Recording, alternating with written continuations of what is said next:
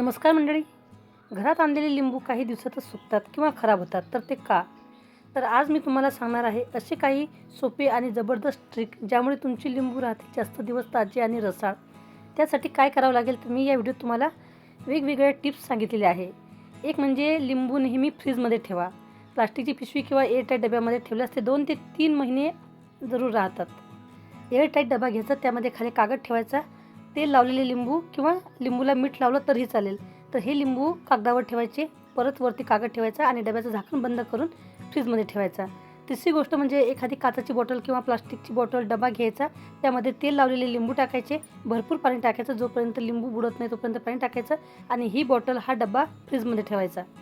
तिसरी गोष्ट म्हणजे लिंबूचा रस काढून तोही तुम्ही काचेच्या बॉटलमध्ये भरून हा रस फ्रीजमध्ये 2-3 महिने ठेवू शकता किंवा आईस ट्रेमध्ये हा रस टाकून त्याचे क्यूब आपण दीर्घकाळ टिकून ठेवू शकतो आणि वापरू शकतो. व्हिडिओ आवडला तर लाईक करा, कमेंट करा, शेअरसुद्धा करा.